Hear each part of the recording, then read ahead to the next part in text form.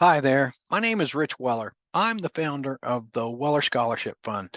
And at the time of this recording, it is January 2024. At the time of this recording, we've helped 11 students from Vinton County to date with college expenses.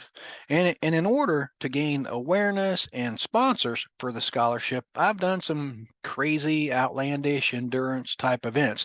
And in this video, I'd like to tell you about one of those events, and it's what I called the My 68-Mile Triathlon. Triathlon, spelled Try. Let me share my screen here, and let's begin this journey together. Again, you can see I spelled it my called it My 68-Mile Triathlon, spelled Try. Try, and I spelled it this way for two different reasons. One is I had never done a triathlon before, so I was going to try um, to conduct or complete this triathlon.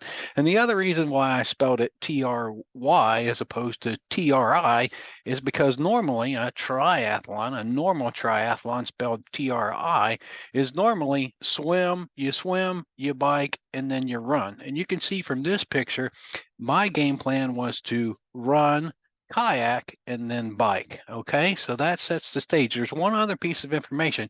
I am making this recording in January of 2024, but you'll notice that this event actually occurred back in October 16th, 2016.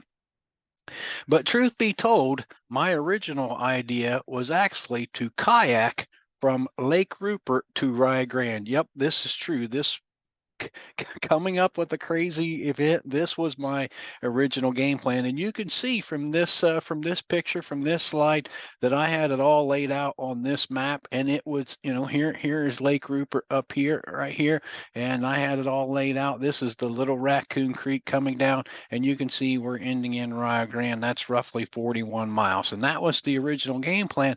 And knowing that I could go about 2 miles in an hour on the kayak, I laid out this plan. Again, this seemed like a very totally doable plan. 3 days, 41 miles going downstream. I even had it planned out where I was going to cut camp at Buckeye Furnace and at Tycoon Lake. I knew know both those locations, and this was going to be a blast. So at this point in time, I went out and bought my first kayak and I started training. Now, it's important to note right here that when going through all of these training sessions on the water, I always took my phone with me. I always took my good old cell phone with me for the purposes of you know um, tracking my route as I went along, also for taking pictures and staying connected with people. And I sealed it up in a Ziploc baggie. Many training trips, sealed it up in a Ziploc baggie and carried it in the pocket of my shorts. Again, you gotta keep in mind that that's what I've always did. So now let me tell you about what I call the Little Raccoon Practice Run. So again, do note up to this point in time, I had not communicated out to the masses that I was going to do this kayak trip from Lake Rupert to Rio Grande. For some reason inside of me, I just wasn't comfortable enough and felt I needed to kind of test some things out. So here's a picture. Like there was one day in the past, I don't recall exactly what the date was, but I started out here at Lake Rupert, and you can see where this is where I put the kayak in, and I started out near the boat dock, and I traveled down Lake Rupert towards the dam. I took that picture number one while standing on the spillway, and although it can't be seen from the picture, Route 93 would be straight ahead in the background. And I actually drug my kayak over the dam and was able, to easily get back into it on the other side, on the bottom of the dam. And now I am truly in the Little Raccoon Creek. And man, it was pretty shallow at the time that I was there. And I actually remember scraping the bottom of the kayak on the rocks, from the bottom of the creek bed at that time. And there, I even captured a little video here in picture number two. And this is what's called Johnson's Run. This is Johnson's Run feeding into the Little Raccoon Creek. So you can see here, if you're familiar with the area, this is 683, this is 93. There's a little creek that runs underneath the road there. You maybe never even paid attention. It actually has a name called Johnson Run. And so I was sitting right here on the Little Raccoon, pointing up Johnson Run right there in that picture. Pretty cool. And so then go on just a little bit down the creek. I was surprised to see a rock wall like this in Hamden. I had never seen this before. It's kind of new to me. It's really surprised me. And then picture number 4 there. It's a what I call a cool, rarely seen view of the bridge on 93. So that's, this picture here. You can see this is Route 93 on the map, and so this is me on the kayak, and that is Route 93 that you've crossed over many times. Maybe you crossed over while I was going underneath you there. So again, this is my practice run going down the Little Raccoon Creek. Picture number 5 here is the railroad trestle that goes over um, the Little Raccoon Creek. This used to be the B&O Railroad. Today, it is owned by the Ohio South Central Railroad, and today this line runs between Austin Powder and Hamden. So it might be a little difficult to see, but there there's the trestle off in the bridge off in the background. Now, picture number 6 is the same trestle, the same bridge. I'm just sitting underneath it in my kayak and taking a picture straight up. And as a matter of fact, my grandmother, Lila Brown, said when she was a kid that they would stand on that little ledge right there as trains went by. And more brave than me, I can tell you that much. Okay, so then we move on a little bit. I know that trestle very well. And this part of the creek very well. Highlighted in this box, in this triangular box to the left here, this is the farm that my grandparents used to own. And so you can see right here, this is the Little Raccoon Creek, this is the railroad tracks, and this is the farm that my grandparents used to own. My grandma, Lila Brown, said her and Papa, John Brown, cleared most of those 25 acres with a 2-man handsaw. Love her to death. My grandmother's property used to border the railroad on the west side, and if you look closely, nearly 100 yards of the north end of her property was bordered by that Raccoon Creek right here. And picture number picture number 8, and so that was picture number 7 here, kind of showing you the top end of her property there in Raccoon Creek. Picture number 8, these are posts that are still remaining from the old C&O Railroad, which are still extending. You can see them sticking up out of the water there in the middle of the creek. And then picture number 9, I'm going to tell you, picture number 9 blows me away. It just this was taken at the corner where the creek makes a hard right. So it's kind of tough to see, maybe kind of tough to see in this picture, but the creek makes a hard right here. And I got out of the kayak and stood up, and I could see that picture number 9 is actually a picture of my grandmother's old barn. And when I was a kid, the land between this point where I'm standing and my grandmother's fence line, it was all wood. So at that point in time, there is no way you could have seen through the trees.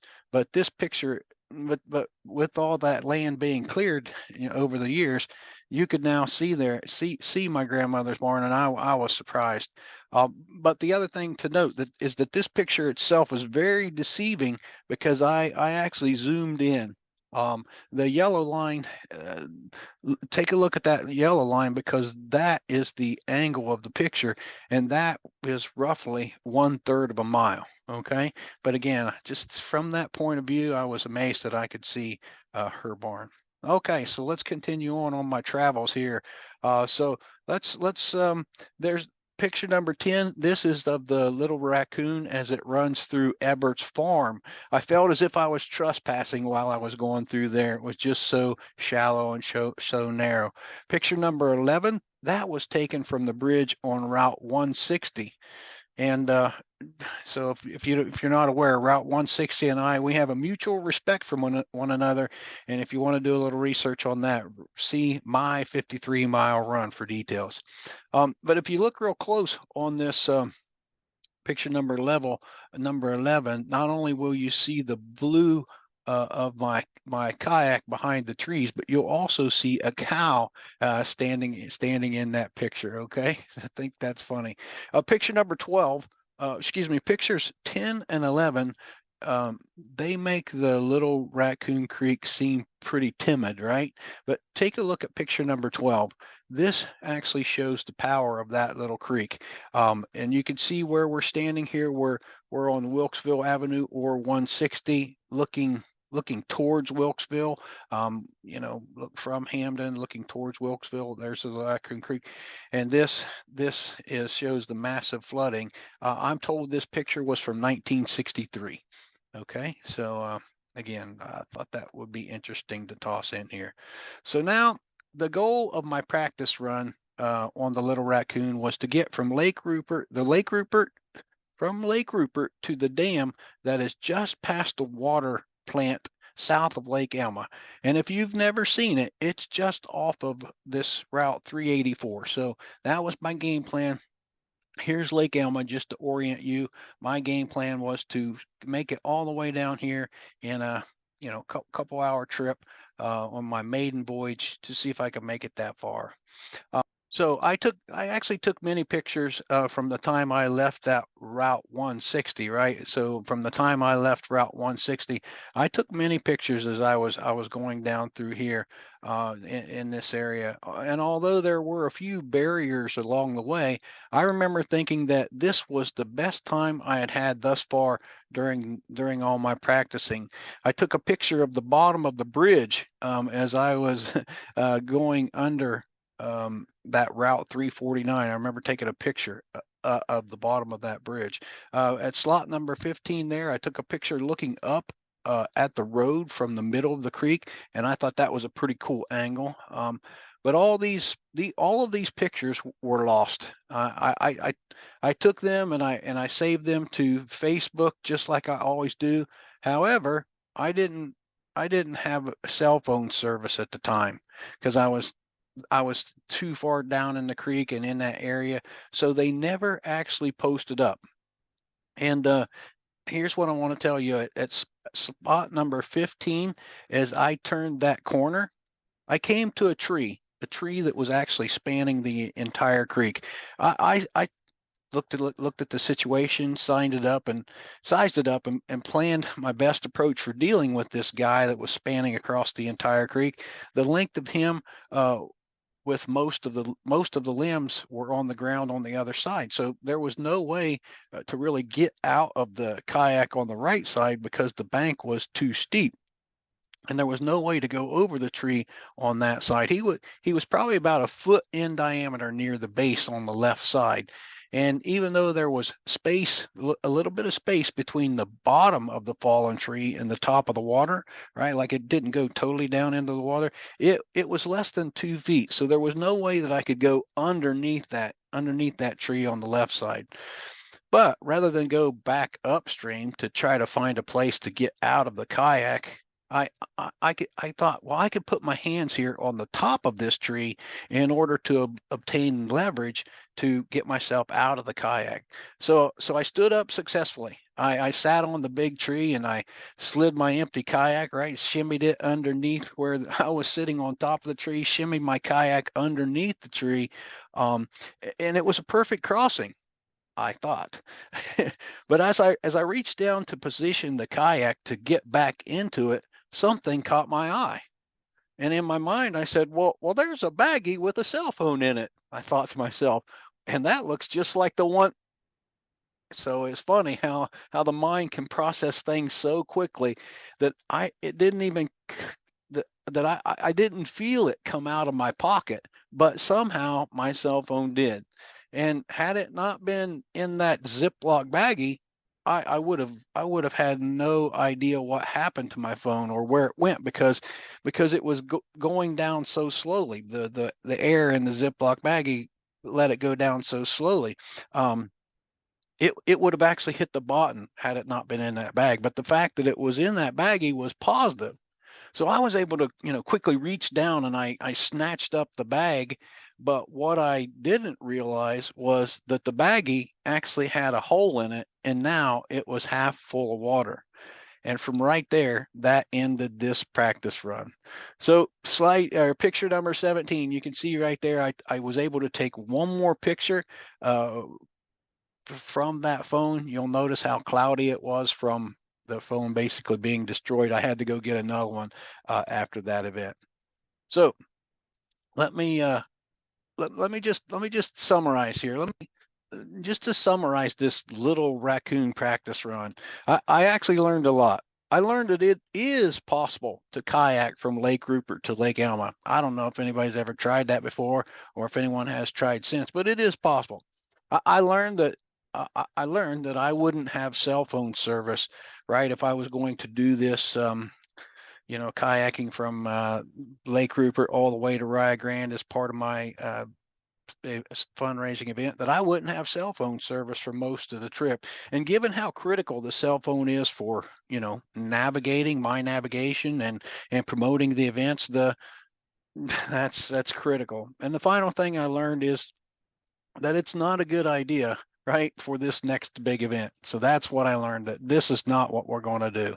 So I left Hamden with a ruined cell phone and a broken idea. I was glad that I had not communicated out to the masses just yet that I was going to do this, because I would have had to back out. That cell phone incident, it occurred on Friday, August the 19th, and I was at a loss as to what I should do. I had already done a run event, big run event. I had already done a big bike event. I had already invested in this kayak. And it took me until September 18th. Again, this cell phone incident was on August the 19th. It took me till September the 18th to come up with what the next big event was going to be. And once I landed on it, I was able to announce the 68-mile triathlon to the masses. And now I was committed. So in my 68-mile triathlon, I would run, kayak, and bike. Again, a normal triathlon, spelled TRI, is swim, bike, run.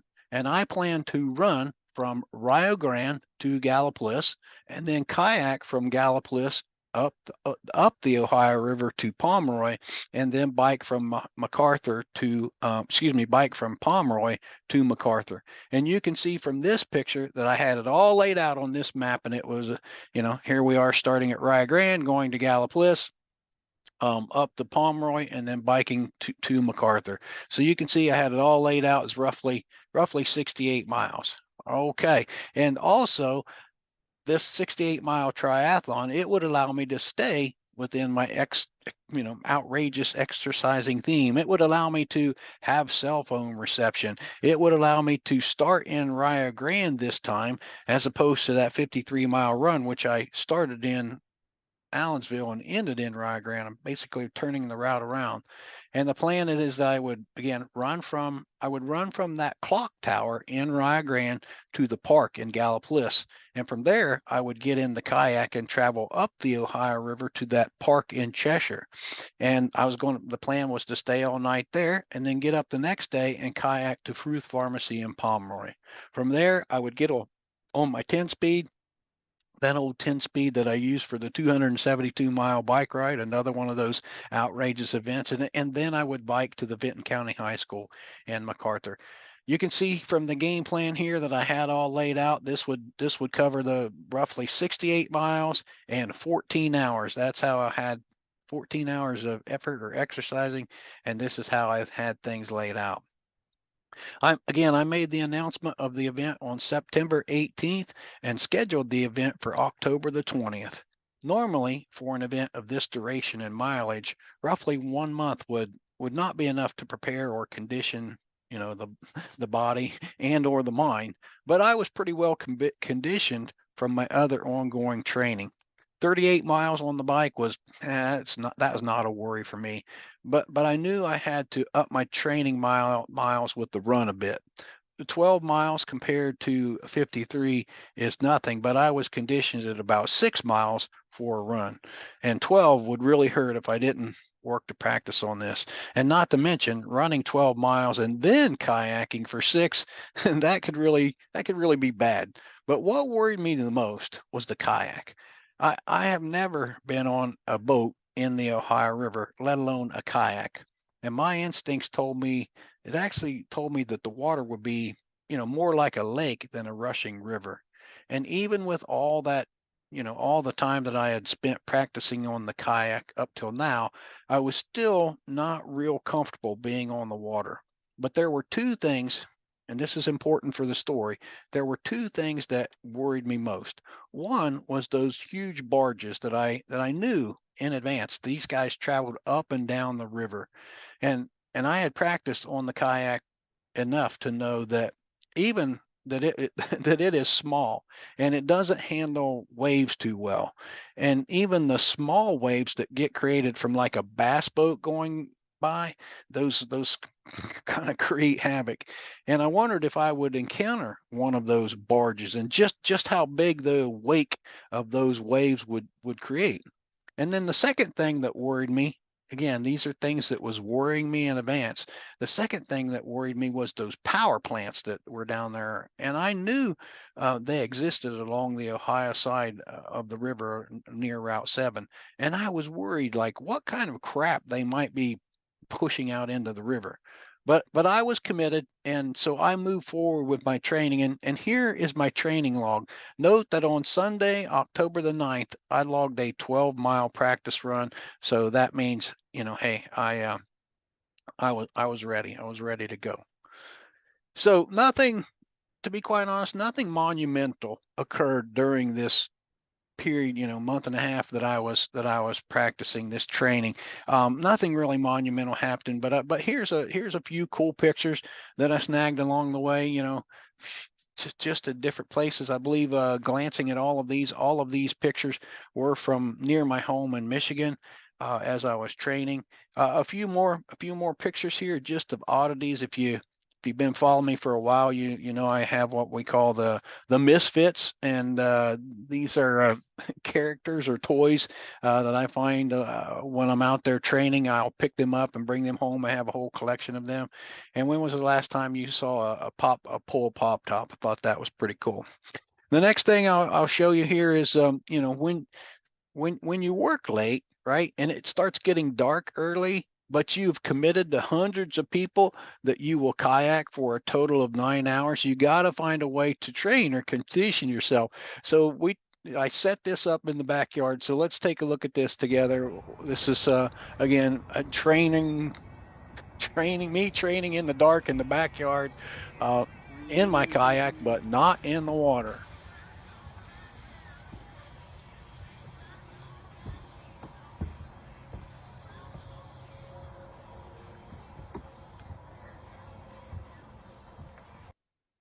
And there you go. I can, from my perspective, I think it actually worked. So let's now get going. So that was all the training and all the practicing, and we're all ready to go. So let's talk about the run portion. So we traveled to my grandmother's house, my grandmother Lila Brown in Hamden.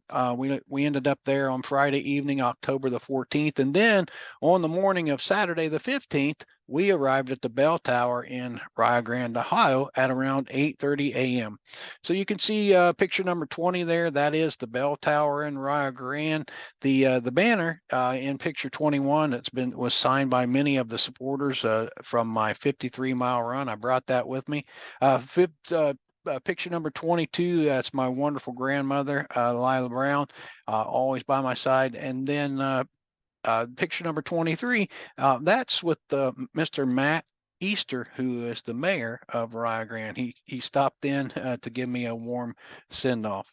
Also, a gentleman by the name of Dean Wright of the Gallipolis Daily Tribune showed up, took this picture of me, grabbed my story, and that was actually got posted in the Gallipolis Daily Tribune. So it was pretty cool there.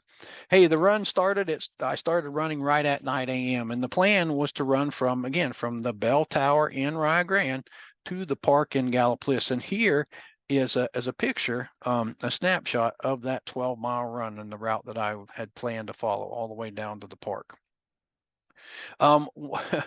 When training for the run, I didn't put any thought into the hills that I would encounter in southeastern Ohio. Again, I had forgotten about the hills. I remember feeling the impact of these hills on about the second or third hill as I was down there. I'm like, I should have trained on more hills. That took a pretty good toll, but I made it. Here, picture number 24. This is a picture of just some random student who happened to walk out of their dorm as I was running by, and I said, "Hey, will you take a picture with me?" And I told him what I was doing. I wished I'd have got his name. Bevo Francis Drive. It's on picture 25. If you're not familiar with Bevo Francis, you have to go look that name up. He's a legend.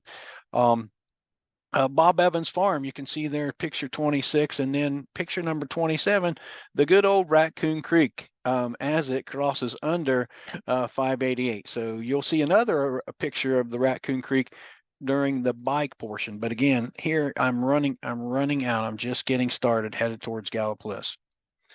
So again, following the map along, you can see I found a Pez head, which became one of our misfits. I carried him with me the rest of the run, and he's now part of that lost and found collection.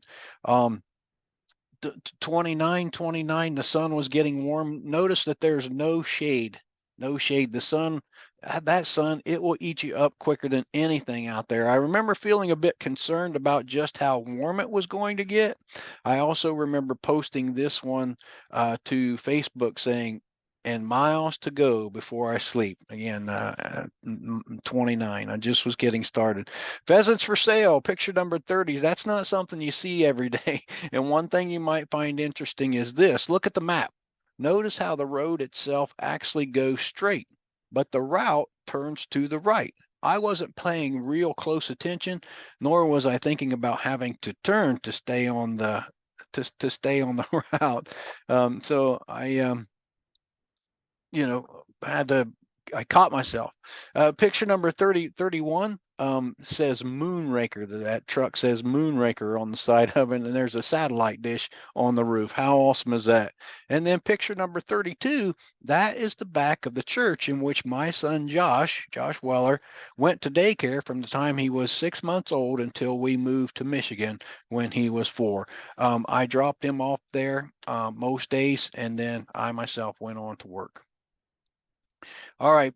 Again, following the map from Rio Grande down to the park in Gallipolis, you can see picture number 33 here. I say these are nice fall decorations. Picture number 34, that's a fishing pole laying alongside the road. It never ceases to amaze me what I find out there. Needless to say, I didn't keep this one. This was not a keeper given the situation. Maybe some other day I would have. Picture number 35. I actually packed my grandma's peanut butter cookies for some energy during the run. Apparently, I needed some fuel around mile 8, and that seems about right today. This picture number 36, kind of baffles me. Someone suggested it may be from a deer. Wow, that's crazy. 37, another cool decoration, I thought. And look how close this guy was to the road. At the time of the run, there was some big commotion going on in the news about people running around in clown suits scaring other people, and it actually caused a great deal of buzz. But I actually had a good time with that. So there you go. Moving forward here, picture number 38. Again, we can say is another interesting fall decoration. I snagged an old car picture there on 39. Gallipolis City Corporation limit sign. I knew I was getting close to the river. And then picture number 41. You can see picture number 41 right there at that corner. I stopped when I got to the edge of the water and took a picture out. Look how, goodness, look how much water's there.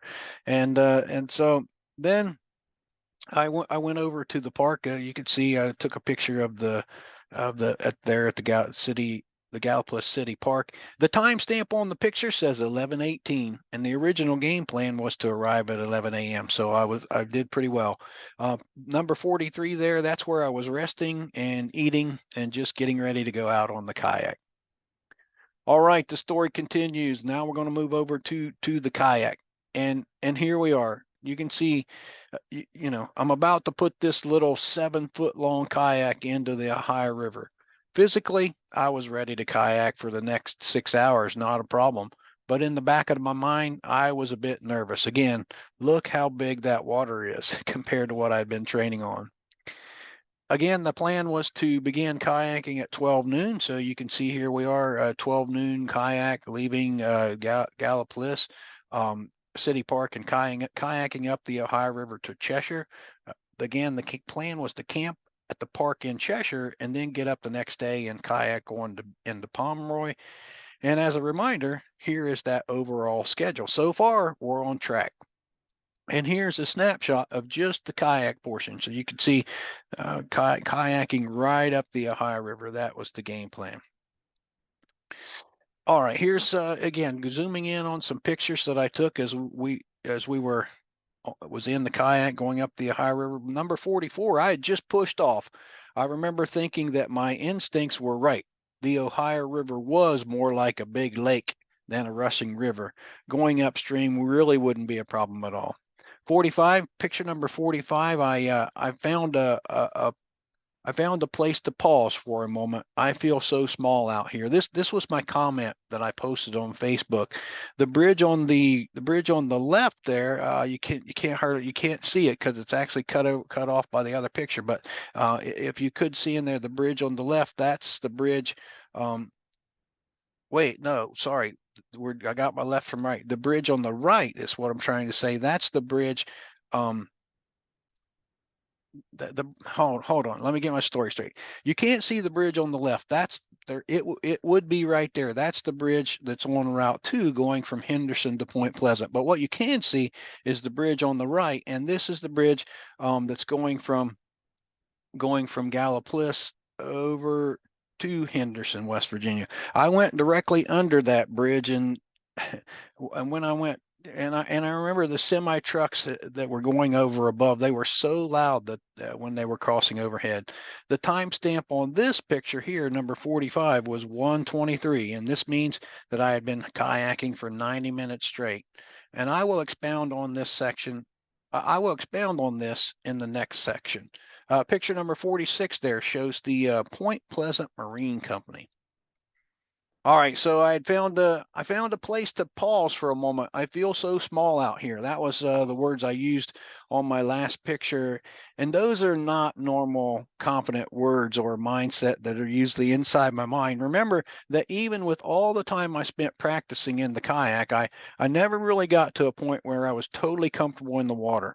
Add to the fact that the Ohio River is so much bigger than any body of water that I had ever practiced on. And another factor is this: imagine being out there all by yourself. Had I been with a partner, I probably wouldn't have felt I probably would have felt differently. And then there was one additional variable that I encountered that was unexpected and was causing most of this anxiousness. And it was these parked barges. So you can see in the picture, in this picture, that the barges are parked along the Ohio side of the river. So you can see these barges sitting here. There's Route 35, right? I took off from the park down in Gallipolis and I got up here and I'm like, whoa, I didn't expect these barges to be sitting here. So you can see them from the map, from the picture from Google Maps. I didn't zoom in this far. I didn't plan on this. I didn't think about them. But here's the problem with that these barges created for me. According to my research, a barge is anywhere between 175 and 200 foot in length. And then it's about 26 to 35 foot in width.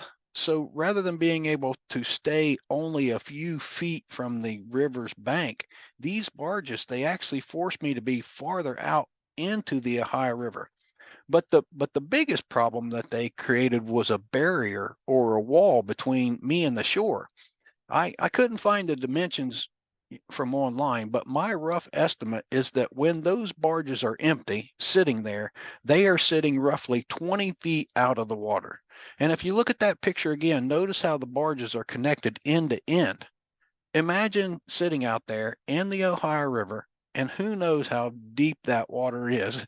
40 feet from the bank. I have no idea how deep that water is, but imagine having a 20 feet wall that extends for about a mile on your left. I'm telling you, this is why I was a bit rattled, and I just wanted to stop for a while and collect myself.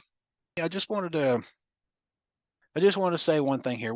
Once I had stopped at that spot there on the north side of the bridge there and collected my thoughts and grabbed a snack, I jumped back into the kayak, and the wind was at my back, so I was making good time. For the next few hours, it was pretty uneventful. I just paddled or kayaked, but I need to give a shout out to a couple of guys on a bass boat. I first passed them right after I left the Gallipolis City Park. I believe I simply told them as I was going by them that I was headed to Cheshire as I passed them the first time. I actually saw them two more times as they would fish for a while, and then they would speed ahead of me and anchor and fish some more. And I told them a bit more of the story each time I passed them, like write a story about what I was doing in the scholarship fund. And the last time I saw them, one of the guys said, "We wondered when you would get here." And I remember saying something like, "Hey man, thanks for keeping an eye on me." Again, I felt very alone out there. And I would also like to insert another comment here. When I walk, run, bike, or kayak, I'm always very observant of things that are thrown out or things that are laying near the path. And the number one thing that I saw the most on my entire 68-mile trip was plastic coffee containers. Let me show you what I mean. Plastic coffee containers. Let me share my screen again here, and you'll see what I'm talking about. These plastic coffee containers that look like this right here. I probably saw 5 or 6 on the kayak while I was kayaking. I saw 5 or 6 of them laying along the bank. And then I just kind of chuckled to myself when I spotted another one while I was on the bike. Again, it's kind of interesting that the most common thing I saw, for what it's worth. I stopped the rest again after about another 90 minutes on the kayak, and I'm not sure exactly where I was at, but it had to be near Addison. So it had to be near here. In this picture that you can see that I took, I'm down on the water's edge looking up, and that's Route 7. That is a picture of Route 7 right there.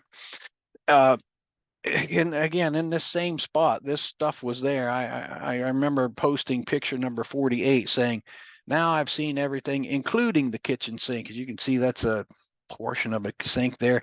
Pictures, actually, these 40, the previous picture 48, picture 49 were all taken from the same spot. My Facebook comment that I put here was, "I'm still doing good. It really was a beautiful day. You can tell from the ripples in the water that the wind was blowing upstream." So you can see that the ripples are kind of going that way. And I knew that the park at Cheshire was just past those smokestacks in the distance. I knew the park was just past there.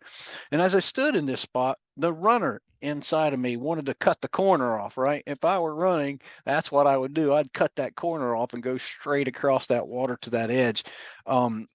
However, being on the kayak is a little bit different because this would involve crossing the full water, the entire width of the Ohio River. Now, you know, they you know they that's not not something I felt inspired to do. Not that I didn't want to be that far away from the bank and not by myself, and even though I had a life jacket on, I didn't want to. I felt uncomfortable doing that, so I ended up staying just feet away from the Ohio shore.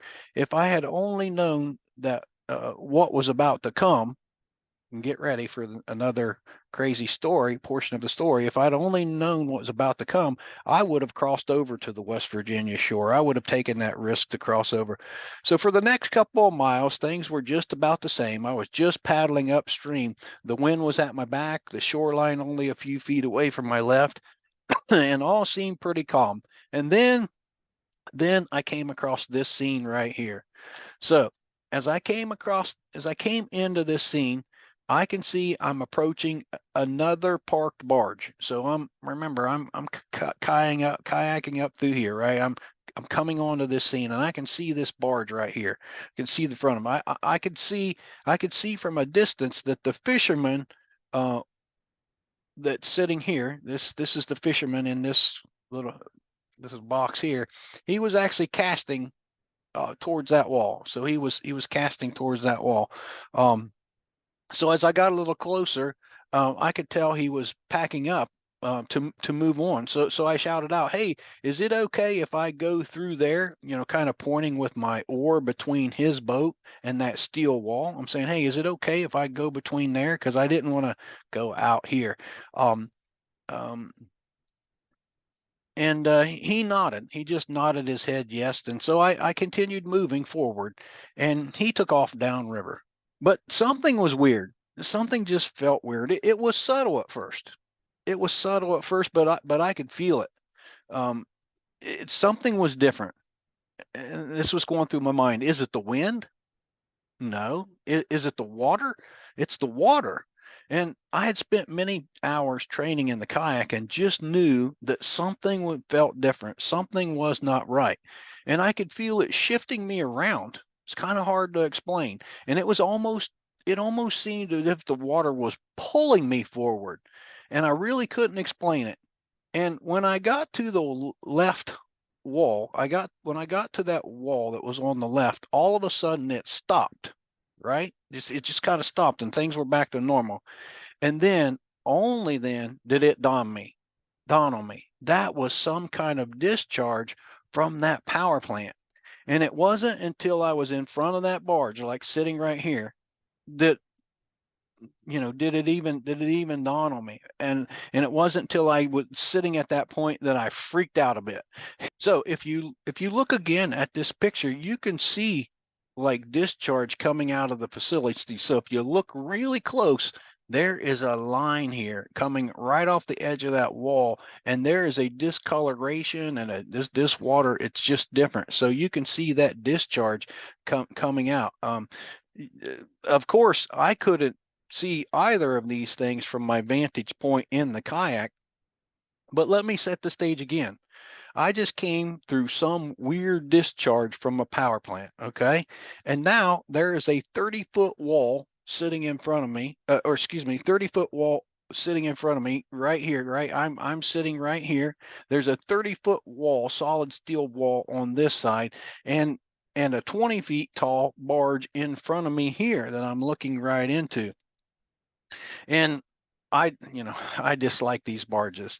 And so I turned the corner or around barge one. So I'm here in my little kayak, and I turn this, remember, 7-foot long kayak. That's how long it is. Barely out of the water 2 feet. So I turn the corner here and I'm going this way. And just as I turn the corner of barge one, and now I'm looking at the front of barge two. Right. So now I'm looking at the front of this guy, and I'm like, oh no. Um, I'm going to be, here's what comes into mind. Now I'm going to be forced even farther out into the river.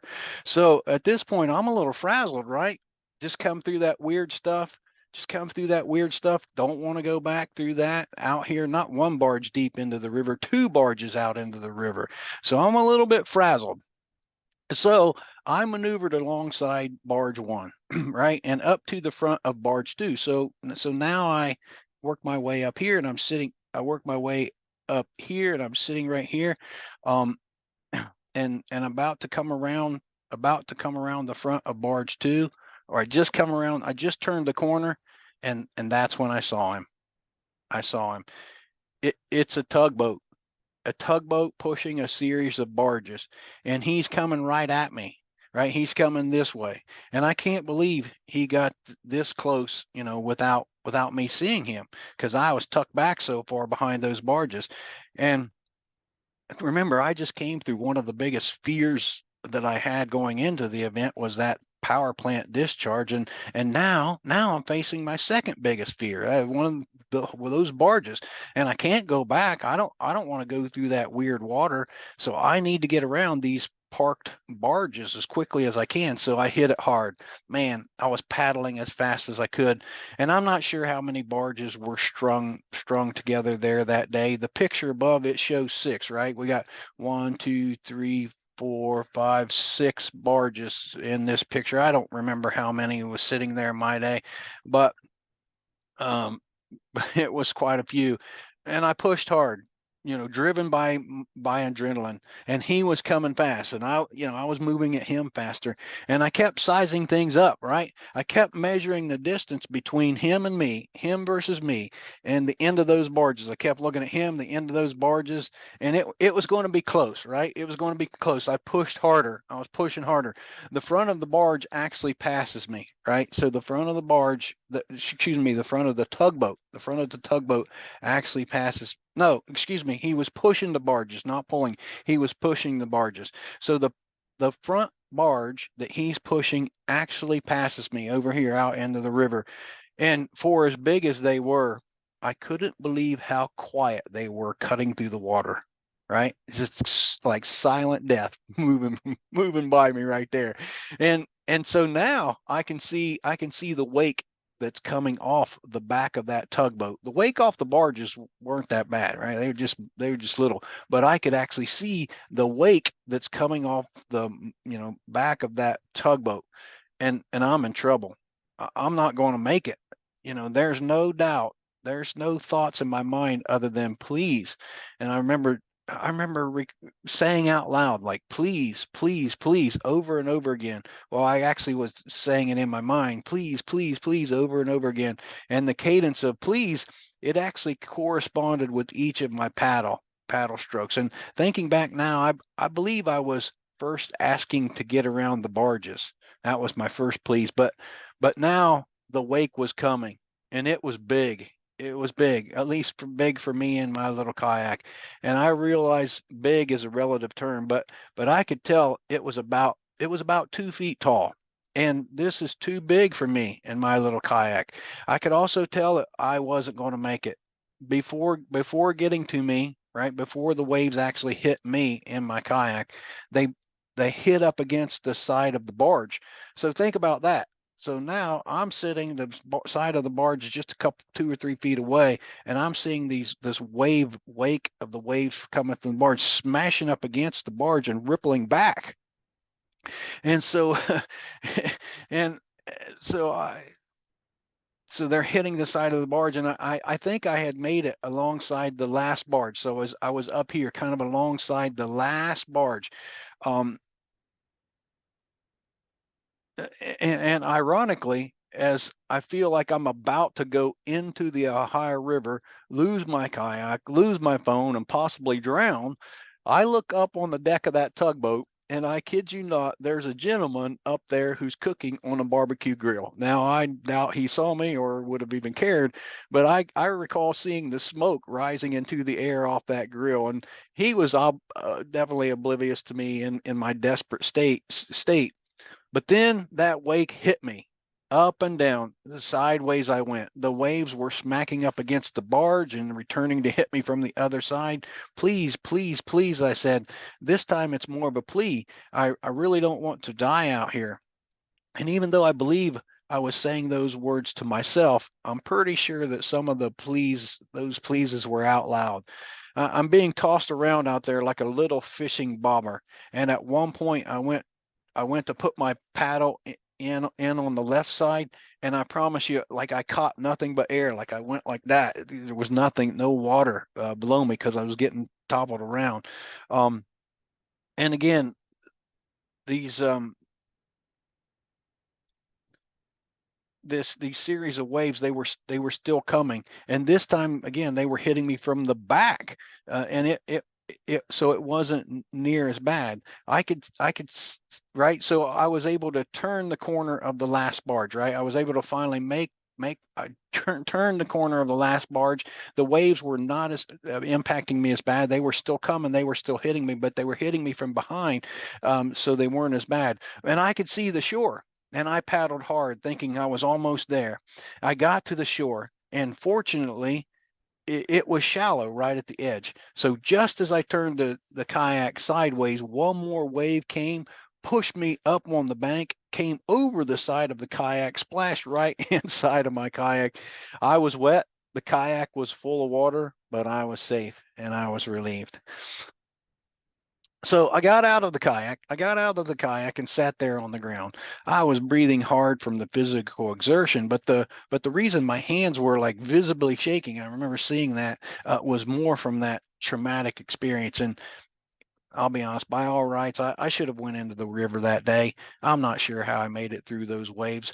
I've never been a tremendously spiritual guy, but I do believe someone was kind of watching over me that day, and I am thankful. So this is picture number 50 here. So it's not the actual series of barges and the tugboat that I encountered, but this happened. But this happened to and being the pictures I was taking the aerial photo for the story. Remember that those barges are about 175 to 200 feet in length, and you can see the wake, at least from the top down picture here, that tugboat makes. All right, after calming down and emptying the water out of my kayak, I reluctantly climbed back in. I slowly made my way up the river, continuing on.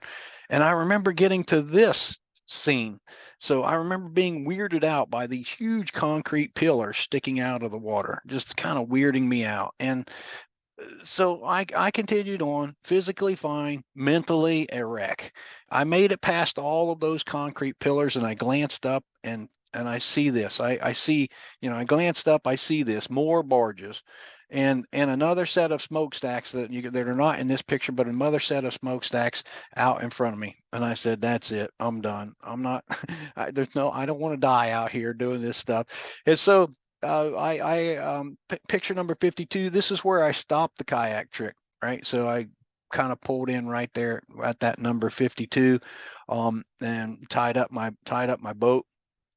Picture number 53 that's a picture of me carrying the kayak to the truck, and this was actually the next morning. So you can see where I was, right here. My wife and grandmother had parked right there, and I went down and carry my kayak up and we put it on the truck. So I'm standing there on that bank, right? It's slot number 52, standing there, and I'm not about to go through any of that kayak havoc again. But where the heck am I, right? I was afraid I was inside of some fence of the power plant, right? I was envisioning walking up to a guard and having to ask if I could get out. So I climbed to the top of that bank there. I could hear the traffic on Route 7, and I knew if I could just get to the road, I was home free. As soon as I got to the tree line, I was able to follow a mowed path that actually led right out to the road. I had my running shoes on and simply run. I ran less than 1 mile to the park and the boat dock there at Cheshire. And although I was still alone, to this day, I have never gotten back. Excuse me, let me say that again. Although I still own it, to this day, I have never gotten back in that kayak again. All right. Okay, let's talk about the park there for just a second. So it was almost 5 p.m. by the time I reached the park. The game plan was to get there by 6. Had I kayaked that last mile, it would have been really close to 6. So the planning was good. I didn't have any expectations from the park other than sleeping, but it turned out to be a wonderful experience. So picture number 54 there, this is the carrying case in which I stored all of my stuff for the night. Penny and Grandma had stashed it in the woods there at the Cheshire Park after seeing me off in on the kayak in Gallipolis. And that message that you can see on the screen, this is the message that I put on top of the box just in case someone stumbled into it before I got there. Um, Here is picture number 56. This is an aerial view of the park and boat ramp at Cheshire. 57, that is my view of the Ohio River that evening. I zoomed in so you could see, and 58, I zoomed in so you could see the waves created by that tugboat. 59, I was able to change into clean, dry clothes and hung my wet clothes out to dry. 60, I hid my tent. As you can see in picture 60, I hid my tent right behind that right behind that fire, that barbecue pit, so no one could see me. And then picture number 61, those are the smokestacks that were between the park and where I left my kayak, and I didn't want to go through that again. One other thing, there was actually fresh water and electrical outlets at the shelter, and even a porta potty. I never anticipated all these luxuries. I recall setting up my tent, changing into dry clothes, sitting at the picnic table under the shelter house while I was eating and resting. I recall being thankful that I was no longer moving, and most importantly, that I did not go into the river. I recall watching kids come to play on the playground and finding joy in their laughter. The temperature was pretty cool that evening, and there was a full moon that night.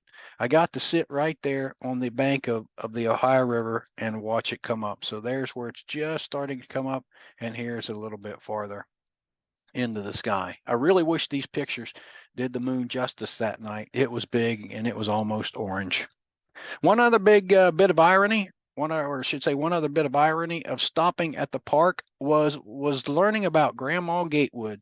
She was from Gallia County and hiked the 2,050 miles of the Appalachian Trail multiple times. So there's a historical marker there that you could read about her, and you could see there the picture of the of that Appalachian Trail that she walked a number of times. I just thought it interesting that my paths crossed there. So this is starting on the next day. Picture number 62. You can see the sun coming up. The timestamp on the picture says it was 7:46 a.m. You can see the fog on the water.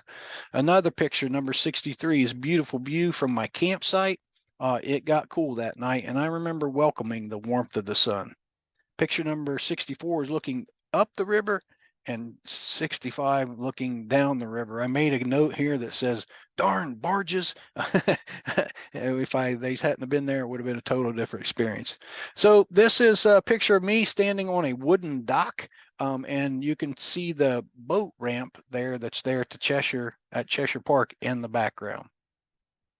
So I just want to pause here to say, I had already made the decision the night before that I was not going to get back in the kayak and kayak on up to Pomeroy.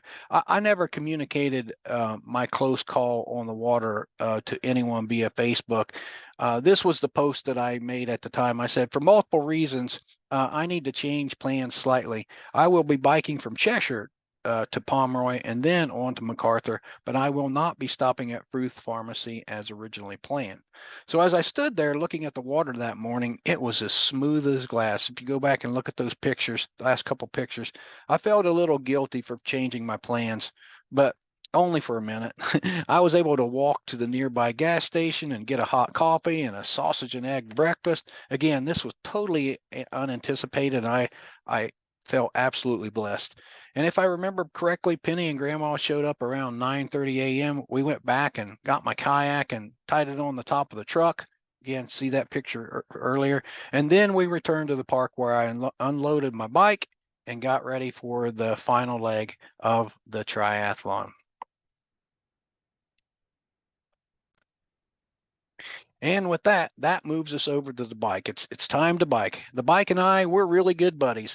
We've known each other. We know each other really well, and we've spent many hours together. So I wasn't worried a bit about this upcoming ride. So here's a picture of the bike route. Note that I stayed on Route 7 while on the bike as opposed to, following the Ohio River as depicted. I left Cheshire right at 10 a.m. on Sunday the 16th as opposed to the original 38 miles. It would now be roughly 42 miles on the bike. Not a big deal at all. Remember that my calculations for the bike are 12 miles per hour. So as opposed to the original 3 hours, the new plan is for 3.5 hours. And this would put me in McArthur at around 1:30. And my comments here were, let's do this. And so here, picture 68, you can see I'm in the parking lot at that park in Cheshire, about to start my ride. 69 is a is a railroad crossing. Again, this is one of my phobias. You got to go back and read my story about the 272-mile bike ride to find out more. Picture 70 is from Middleport. Picture 71 there is showing Pomeroy, Ohio, and just showing you the route along the way. Picture 72, I'm turning left here on the Route 143, 73. I say this is a great place to park this single wide trailer sitting right there in a ditch next to the road.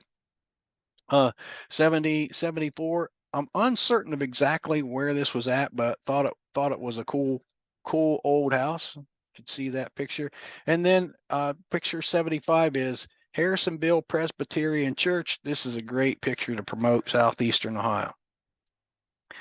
Picture 76, you can see I'm working my way north, north on north and west on the road here. So picture number 76 here again, something you don't see every day, a car up on a pole like that. I said Stonehenge as I was standing in front of those rocks. Not sure exactly where this was at either, but it was on the left side of the road. And then always somewhat humorous, I say State Farm khakis. Again, moving up and moving on. As I pass by this old house, as you can see in picture number 79 here, as I passed by this old house, I thought for sure I heard voices. I listened intently, and there it was again. For sure, that was a voice. And now I'm intrigued. So as I studied things, it turned out that there was some type of activity going on, down a side road behind that house. Perhaps they were making apple butter, I don't know. And those folks were using some type of speaker and a microphone, and so the noise was carrying. Picture number 80, I say, is a forgotten location, and I wonder what this looked like 50 years ago. And then picture number 81 shows I'm exiting Meigs County and entering Vinton County. Picture 82 here says, hey, the entire time that I was on Route 143, I did not have cell service. And with that said, I didn't know exactly where I was or how far I had gone on Route 143, or even how much longer I had to go until I popped out there on the Appalachian Highway, that Route 32, until I got to the top of this hill. And this is where I rested at the top of this hill for a while. And the timestamp on this picture is 136. Remember, I thought I could get to McArthur by 1:30. Again, I neglected to factor in those hills. Picture 83. So this says only 15 miles to McArthur, and this is good. But now here's my latest problem. It had gotten so warm, and I had actually been rationing my water for quite a few miles. And when it's that warm and you ration water, dehydration is just around the corner. So when I got to this sign, I knew I was in trouble. But I went ahead and took the last drink from my camel pack. So picture number 84 shows that here we are entering Vinton County. And just like the monkey said when he got his tail caught in the door, it won't be long now. Thanks, Uncle Duffy, for teaching me this joke. All right, so you can see from the picture that we're moving along Route 50 we're headed towards McArthur. Here's picture number 85. This is the Raccoon Creek at the end of my journey, right? This is it crossing crossing under Route 50. Picture number 86. Like doing the math, I had been biking for 2.5 hours at this point. I had started rationing my water 10 miles back and have been totally out of water for the last 5 miles. I remember feeling the impact of dehydration. And I've been here a few times in my past, and it's not a good place. Things actually begin to shut down. You really slow and sluggish. And I can remember going up one of the many hills like as slow as a turtle. My eyes were barely open. And as I came to the bike club, there were many cars in the lot. And I knew that I needed to stop there because there was no way that I could make it to McArthur without getting water. So I pulled into the club, and the guys got me an ice cold bottle of water. And as I was about to pedal off, I said I was raising money for a scholarship, and the gentleman said, "Well, in that case, I can help out." And he reached into his wallet and handed me a donation. And I was a little delirious from dehydration, but I think he said his name was Bob Trip Orr. And I'd like to say at this point in time, super big thanks, Mr. Orr. Picture number 87. I'm not exactly sure where he was, but I spotted this guy as I was going down a hill. You can see Spider-Man there, and it took me a while to get stopped. I left my bike leaning there against the guardrail and went back to get him. I couldn't leave him out there. And I have the perfect home for just such a character. Again, that's with our Misfit toys. Picture number 88 there shows me entering McArthur on Route 50. And moving a little farther forward here, I made it. Timestamp on these pictures as I made it to the Vinton County High School was 3:29, only 30 minutes later than the original plan. So what I want to do here is I just want to kind of sum things up here. It took me nearly 31 hours to get from Rio Grande to McArthur, and I'm sure this is some kind of record. But I'll bet no one has ever taken the route that I took. So here's some things I've learned. Uh, if I ever kayak on the Ohio River again, I'm going to cross over to the West Virginia side. Those darn barges cause me all kinds of headaches and concern. Um, and I got to remind myself this is you got to factor in those hills into any of my future events.